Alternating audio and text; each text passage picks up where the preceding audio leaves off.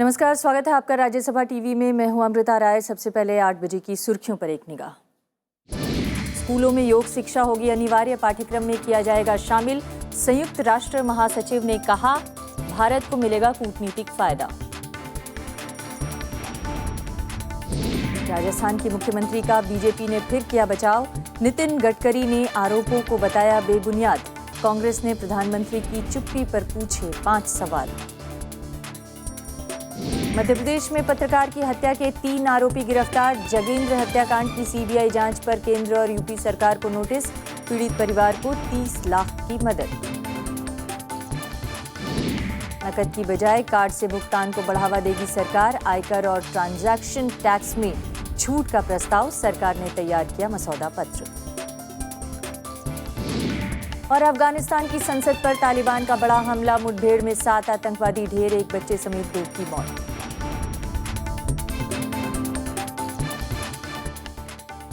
और अब देखते हैं आज की पहली खबर।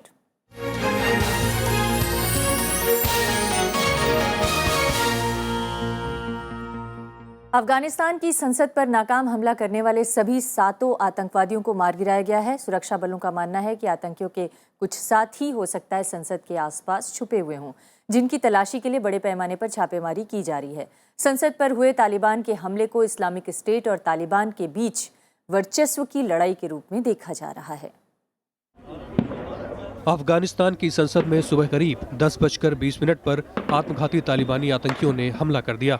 जब हमला हुआ तो संसद की कार्रवाई चल रही थी। गोलियों और धमाके की आवाज के बीच संसद में अफरा तफरी मच गई।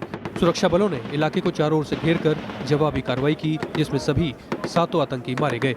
فشی بود که زمانی که متربم انفجار میکنه در عقب ازی 6 نفر تهاجمی که بودن مجهز با سلاح یا داخل میشن، ولی نیروهای امنیتی ما که اوجا کندک امنیتی پارلمانی ما بود و हमले के दौरान हमलावरों ने 2 सुरक्षा घेरों को तोड़ दिया और संसद परिसर के मुख्य गेट तक पहुंच गए। आतंकियों ने ब्लास्ट करके मुख्य गेट के एक बड़े हिस्से को भी उड़ा दिया, लेकिन इमारत के अंदर दाखिल नहीं हो पाए।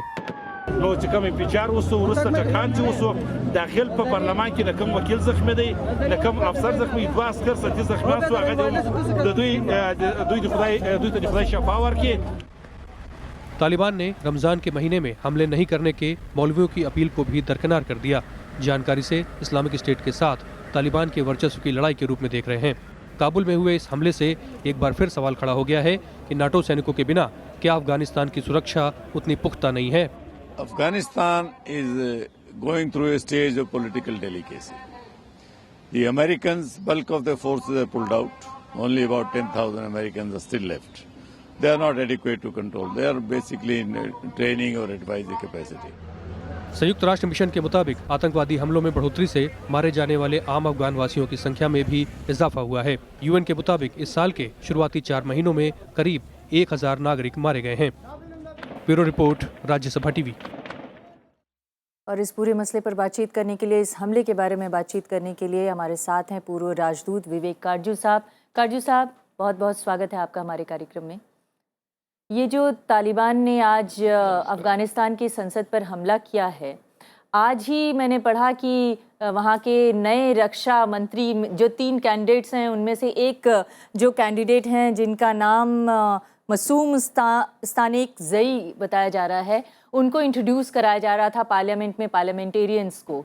और उस रक्षा मंत्री के इंट्रोडक्शन के दौरान, मतलब एक्टिंग रक्षा मंत्री के इंट्रोडक्शन के दौरान इस तरह के हमले करके क्या संकेत देने की कोशिश की गई है तालिबान की तरफ से?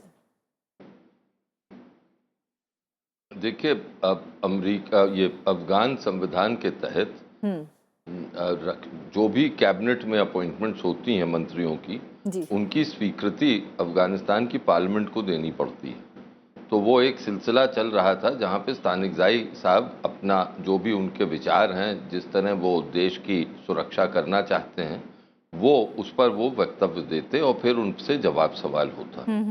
अब ये अभी मुझे पूरा साफ नहीं है कि तालिबान ने को मालूम था कि आज ये कार्यक्रम संसद में हो रहा है और इसीलिए उन्होंने अटैक किया। उन्होंने तो ये कहा जरूर है, या जब अटैक हो गया तब उनको पता चला कि ये कार्यक्रम हो रहा था, ये कार्रवाई जारी थी संसद में, और उसका फिर उन्होंने फ़ायदा उठाया और ये कहा कि हमने देखिए आज ही के दिन ये अटैक किया क्योंकि हम संकेत देना चाह रहे थे। लेकिन ये जो भी हो, दरअसल बात ये है कि अफगानिस्तान में तालिबान का जोर बढ़ा है जब से नेटो सैनिक गए हैं तब से, और ये अनुमान भी था कि इस साल तालिबान बहुत मजबूती के साथ और आक्रमण करेगी और अपना जो प्रभाव क्षेत्र है उसका विस्तार करना चाहेगी, जो कि वो कर रहे हैं। लेकिन इसके साथ अब सवाल एक और... दो हैं। पहला कि क्या अफगान सेना लोहा लेप, जी मैं भी यही सवाल करना चाह रही थी कि नाटो ट्रेन जो अफगान सेना है, क्या वो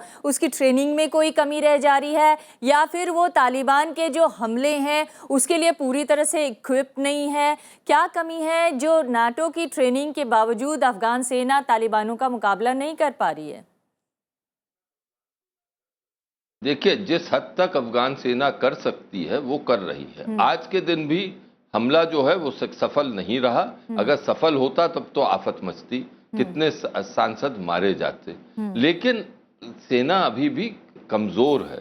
सेना नेटो सेना की तरह तो सुदृढ़ नहीं है। लेकिन इससे एक बड़ा और सवाल है, वो ये कि अफगान सेना तालिबान से केवल लोहा नहीं ले रही। अफगान सेना की लड़ाई असल में तो आईएसआई के साथ है। आईएसआई पूरा सपोर्ट दे रहा है अफगान तालिबान को, क्योंकि पाकिस्तान की नीति अफगानिस्तान के प्रति बिल्कुल नहीं बदली। अशरफ गनी साहब ने पूरा प्रयत्न किया है कि किसी तरह वो पाकिस्तान को फुसला लें कि वो अपनी नीति बदले। अब जो अफगान तालिबान को सपोर्ट दिया जा रहा है वो छोड़े और अफगान तालिबान पर जोर डाले कि वो बातचीत का रास्ता अपनाए। लेकिन इसमें अशरफ गनी विफल हो रहे हैं, क्योंकि पाकिस्तान की मंशा ही नहीं है कि वो किसी तरह कि वो अफगान तालिबान पर जो उनकी पकड़ है वो किसी तरह वो छोड़े। लेकिन तो क्या फिर अफगानिस्तान को इसी तरह के हमलों का बार बार शिकार होना पड़ेगा? क्योंकि हमने देखा पिछले महीने मिनिस्ट्री ऑफ जस्टिस पर हमला हुआ, उससे पहले 2013 में प्रेसिडेंशियल पैलेस को निशाना बनाया गया, यूएस एम्बेसी पर कई बार हमले हो चुके हैं। तो इस तरह के क्या हमले बार बार होते रहेंगे अगर वो काबू में नहीं कर पाएंगे उन्हें? तो देखिए, मुझे तो लगता है कि ये हमले होते रहेंगे। इन हमलों का मिलिट्री रास्ते के अलावा राजनीतिक रास्ता भी अपनाना है।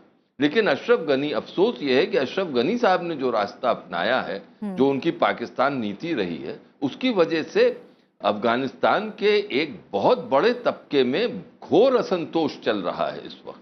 खास तौर से जो वहाँ के ताजिक हैं, उज़्बक हैं, हजारा हैं, वो तो ये कहते हैं कि आप क्या कर रहे हैं कि तालिबान के साथ दोस्ती का हाथ बढ़ा रहे हैं। पाकिस्तान जो कि दुश्मन रहा है अफगानिस्तान का, और जिसकी वजह से अफगानिस्तान ने इतनी मुसीबतें झेली हैं, उनके साथ आप दोस्ती कर रहे हैं। इन पर क्या भरोसा किया जाए? तो आज के दिन अशरफ गनी पर जितना जोर पहले था उससे कई गुना जोर होगा। और मेरा तो ये मानना है कि आज अशरफ गनी फिर सीक्रेट तौर से उन्होंने पाकिस्तान से अपील करी होगी, नवाज शरीफ से, राहिल शरीफ दोनों से ये अपील करी होगी कि अब आप कुछ करें, अब पानी सर के ऊपर जा रहा है। जी, इसके अलावा भी कोई राजनीतिक हल? लेकिन आज के बाद उनकी जी, मैं ये पूछना चाह रही हूँ कि क्या इसके अलावा भी राजनीतिक तरीके से इन हमलों का कोई सोल्यूशन निकालने की कोशिश की जा सकती है? मुझे नहीं लगता है, क्योंकि मेरा ये मानना है कि जो तालिबान है वो उसकी पूरी मंशा है कि किसी ना किसी तरह उसका राज्य फिर अफगानिस्तान पर कायम हो। वो पावर शेयरिंग में नहीं विश्वास रखते हैं। वो ये साफ कहते हैं कि हम चाहते हैं कि इस्लामिक अमरात जो थी, उनकी इस्लामी अमरात, उसकी पुनर्स्थापना हो। वो जो आज के दिन जो संविधान है अफगानिस्तान का, उसको वो दरकिनार करना चाहते हैं। जो एक राजनीतिक प्रणाली चल रही है अफगानिस्तान की, उसको वो मानते ही नहीं है। जब इतना विचारों में अंतर है, बुनियादी अंतर है, तो किस तरह ये नीति अपनाई गई है कि उनसे बातचीत करो? मुझे समझ नहीं आता है। अंतर्राष्ट्रीय तौर पर तालिबान को तो खत्म करना पड़ेगा। अंतर्राष्ट्रीय तौर पर किसी तरह की मदद से क्या इसको सुलझाया जा सकता है? क्योंकि भारत में कड़ी आलोचना की गई है पक्ष विपक्ष दोनों की तरफ से। मुझे नहीं लगता है कि कोई भी कूटनीतिक या राजनीतिक रास्ता इसमें निकलेगा। तालिबान से तो लोहा लेना पड़ेगा, जैसे आईएस से, इस्लामिक स्टेट से लोहा लेना पड़ेगा, क्योंकि इन लोगों के विचारधारा जो है वो अलग है। वो मध्यकालीन विचारधारा के लोग हैं। ये आधुनिक लोग ही नहीं है। तो इनसे आप एक स्तर पे बातचीत हो ही नहीं सकती, कोई तालमेल ही नहीं है। मेरा तो हमेशा से ये मानना रहा है। और मुश्किल ये है कि पाकिस्तान इनको अपना इंस्ट्रूमेंट समझता है, एक अपना हथियार समझता है, अपने जो उसके जो विदेश नीति के उद्देश्य हैं इस हथियार के जरिए वो पूरा करना चाहता है। यही उसने भारत के खिलाफ अपनाया है, जो लश्कर को वो पनाह देता है, उसी तरह अफगानी तालिबान को पनाह दे रहा है। जी, तो आप ये कह रहे हैं कि दरअसल अफगानिस्तान को आने वाले दिनों में भी इस तरह के हमलों से पार पाना आसान नहीं होगा। बहुत बहुत धन्यवाद हमसे बातचीत करने के लिए विवेक काटजू साहब। ये थी हमारी पहली खबर।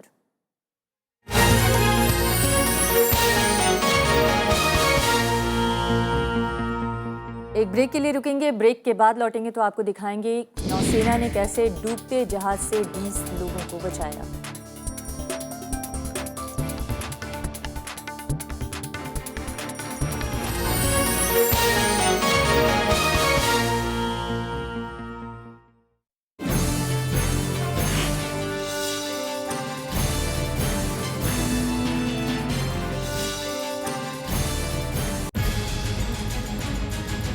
क्यों हो रहे हैं पत्रकारों पर हमले?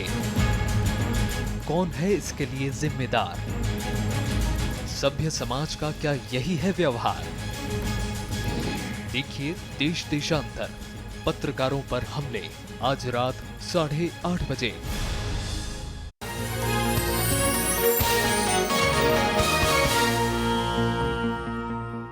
खबरों में आगे बढ़ते हैं। बिहार में सीट बंटवारे के मुद्दे पर एनडीए गठबंधन के सहयोगी अब बीजेपी पर दबाव बढ़ा रहे हैं।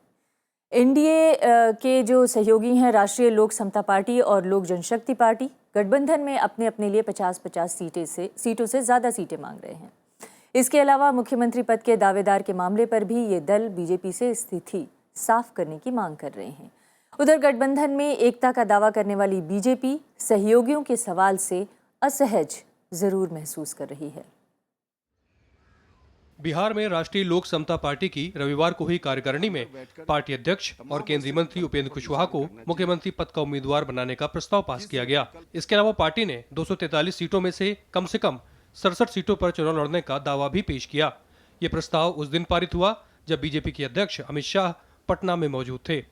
बीजेपी ने अब अपने इस सहयोगी दल को सलाह दी है। BJP is leading the NDA alliance in Bihar, and the BJP has already declared that we will go into elections without declaring a chief ministerial nominee. And after the elections, I think the newly elected legislators of the BJP and the parliamentary board will together decide who the chief minister of Bihar from the BJP should be after winning elections, after the NDA wins elections in Bihar. लेकिन Upendra Kushwaha BJP पर दबाव कम करने के mood में नहीं हैं। उन्होंने सोमवार को दिल्ली में कहा कि मुख्यमंत्री पद के दावेदार की घोषणा में देरी गठबंधन पर भारी पड़ सकती है। उन्होंने बीजेपी की बिहार इकाई के बड़े नेताओं के मतभेदों की तरफ भी इशारा किया। हमारी पार्टी में कोई मतभेद जैसी स्थिति नहीं है और न हम टकराव की स्थिति बनाना चाहते हैं। हाँ, भारतीय जनता पार्टी के अंदर टकराव की स्थिति है और उस टकराव की स्थिति से बचने के लिए भी एक रास्ता हो सकता है जिसको हमारी पार्टी ने सुझाने का काम किया है। बीजेपी के दो और सहयोगी गठबंधन में हिस्सेदारी को लेकर भिड़ गए हैं।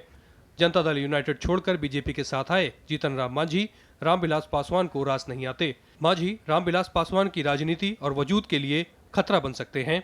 पासवान की मांग है कि मांझी एलजेपी छोड़कर गए लोगों को टिकट न दें, लेकिन मांझी इससे सहमत नहीं। मांझी जी का हम लोग स्वागत करते हैं। उनके आने से हमारे गठबंधन को बहुत मजबूती मिलेगी। हमारी प्रदेश कमेटी की कुछ चिंताएं थी जिनको सुझाव के तौर पर उन्होंने हमारे प्रमुख गठबंधन दल के साथी भारतीय जनता पार्टी के सामने उन्होंने रखा। कुछ नामों को लेकर हमें चिंताएं थी कि अगर इस तरीके के लोग जो कि लोजपा को छोड़ के गए हैं, अगर वो पुनः वापस हमारे गठबंधन के तहत चुनाव लड़ते हैं तो कहीं ना कहीं हमारी पार्टी के कैडर्स में, हमारी पार्टी के सपोर्टर्स में एक रिएक्शन आ सकता है, जो सुझाव के तौर पर हम लोगों ने रखे। हकीकत यह है कि अभी सीटों को लेकर कोई चर्चा नहीं हो रही है, मुख्यमंत्री पद को लेकर कोई चर्चा नहीं हो रही है। बीजेपी ये समझती है कि चुनाव से पहले गठबंधन सहयोगियों की बयानबाजी महंगी पड़ सकती है, खासतौर पर तब जब सामने वाला गठबंधन मुख्यमंत्री का उम्मीदवार तय करके एक सुर में बोल रहा हो। श्याम सुंदर, राज्यसभा टीवी। ललित मोदी विवाद में आरोपों में घिरी वसुंधरा राजे और सुषमा स्वराज को एक बार फिर से केंद्र सरकार का साथ मिल गया है। केंद्रीय परिवहन मंत्री नितिन गडकरी ने आज कहा कि वसुंधरा पर लगे आरोप बेबुनियाद हैं और सरकार पूरी तरह से उनके साथ है। लेकिन कांग्रेस ने इस मामले पर प्रधानमंत्री की चुप्पी पर सवाल उठाए हैं और साथ ही 5 सवाल भी खड़े किए हैं। कांग्रेस ने वसुंधरा राजे के साथ साथ सुषमा स्वराज के इस्तीफे की मांग भी दोहराई है। केंद्रीय सड़क परिवहन मंत्री नितिन गडकरी ने जयपुर में राजस्थान की मुख्यमंत्री वसुंधरा राजे से मुलाकात की। इस मुलाकात के बाद गडकरी ने साफ किया कि बीजेपी वसुंधरा राजे और सुषमा स्वराज के साथ है। उन्होंने कहा कि वसुंधरा पर लगे सभी आरोप बेबुनियाद हैं। हम उस समय भी वसुंधरा जी के साथ थे, आज भी साथ में हैं। और राजस्थान में वसुंधरा जी ने कोई गलती नहीं की है, ना कोई करप्शन है, कोई इरेगुलरिटी है, ना कोई इलीगल थिंग है। मुझे लगता है it is more than sufficient for me. हम कल भी उनके साथ थे, आज भी साथ है। दरअसल आईपीएल के पूर्व कमिश्नर ललित मोदी से नजदीकियों के मामले में वसुंधरा राजे का नाम आने के बाद बीजेपी के किसी बड़े नेता की उनसे ये पहली मुलाकात है। गडकरी यहां नेशनल हाईवे प्रोजेक्ट का उद्घाटन करने पहुंचे थे।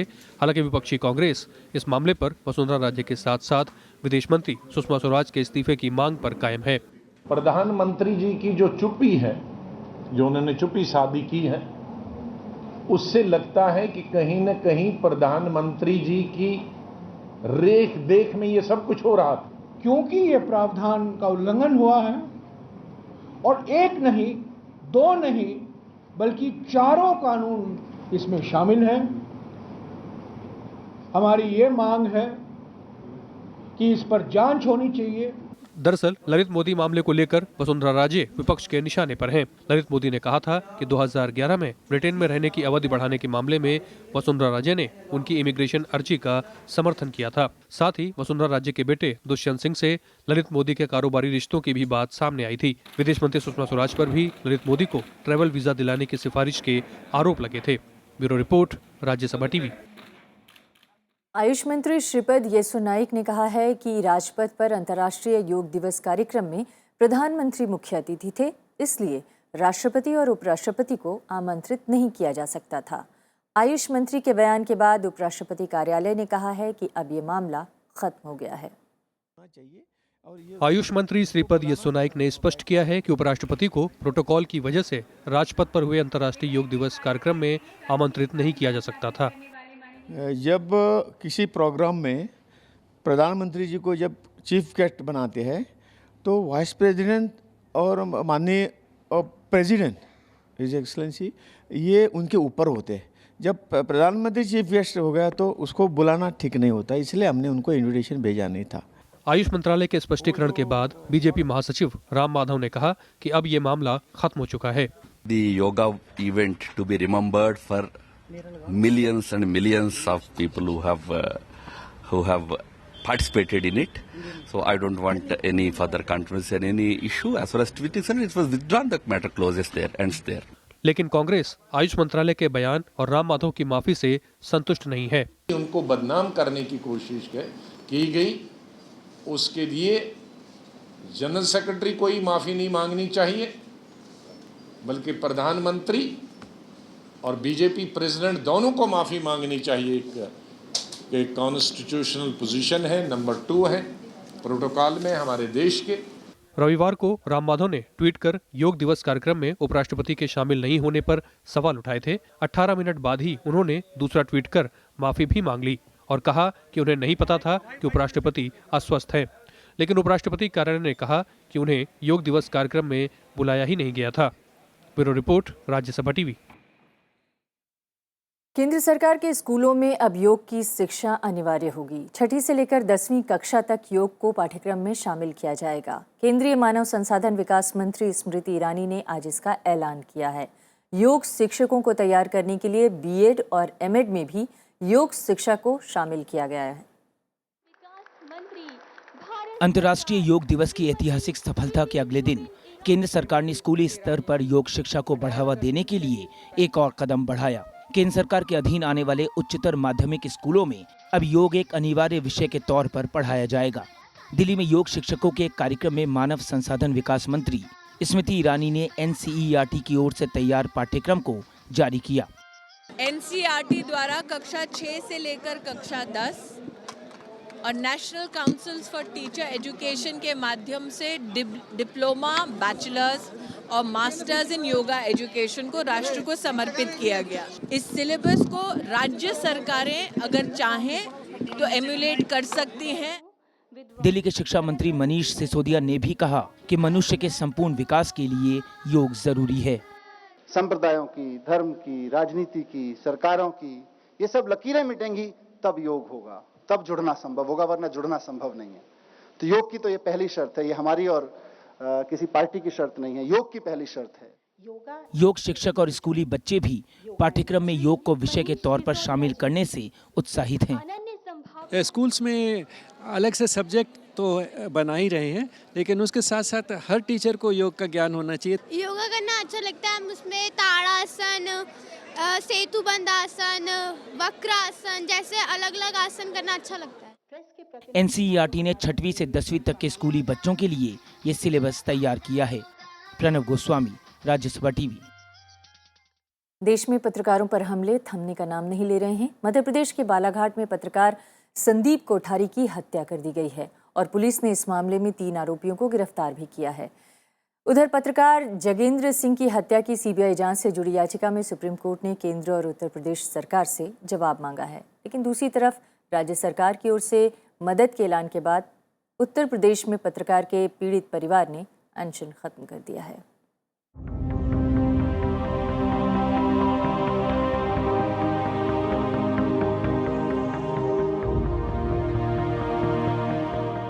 उत्तर प्रदेश के शाहजहांपुर में पत्रकार को जिंदा जलाने के बाद अब मध्य प्रदेश के एक पत्रकार को जलाकर मारने का दर्दनाक मामला सामने आया है।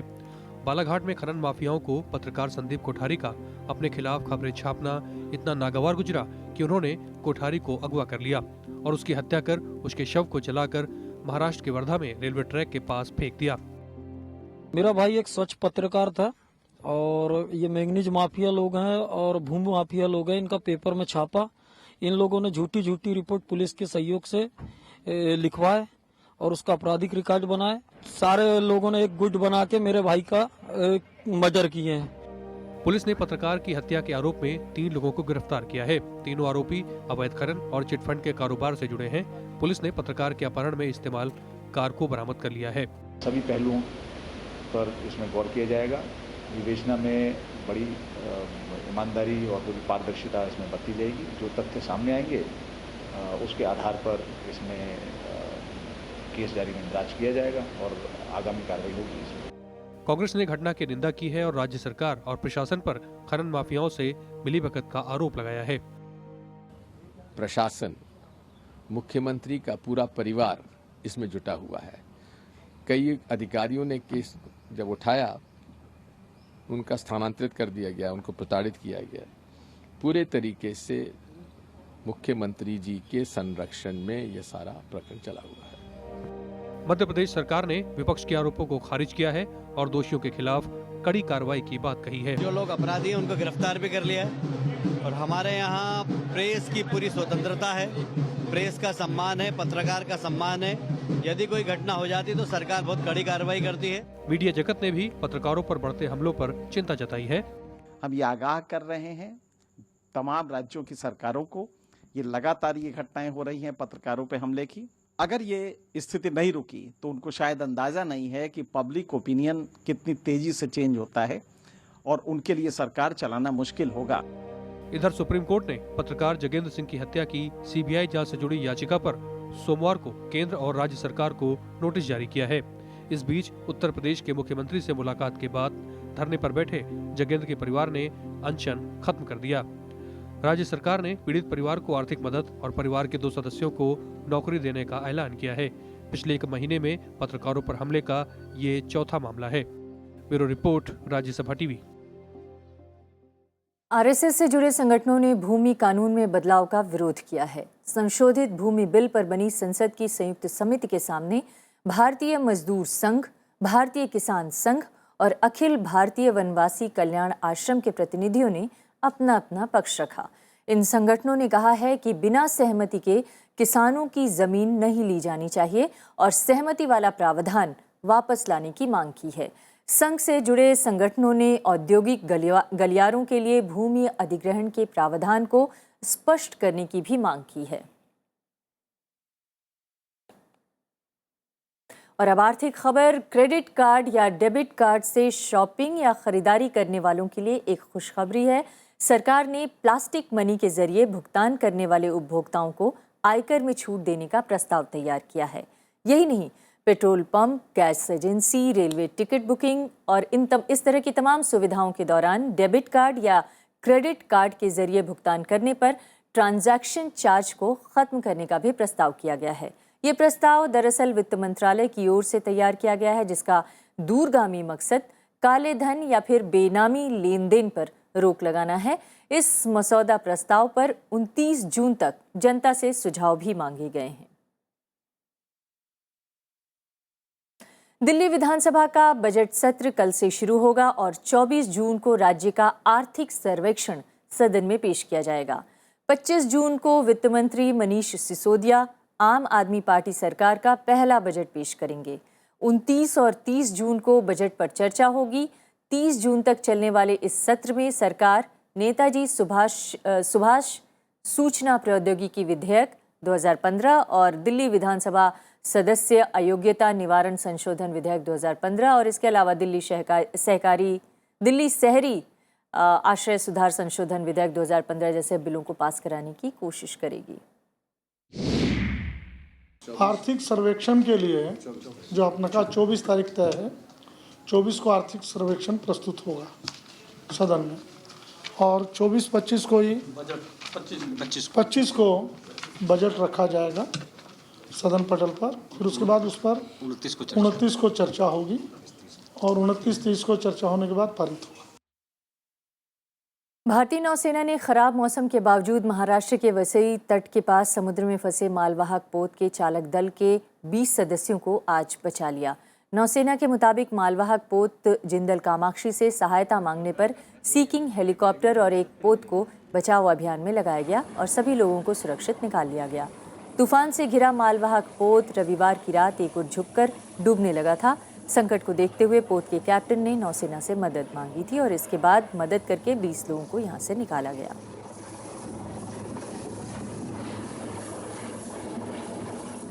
इस बुलेटिन में फिलहाल इतना ही। नमस्कार।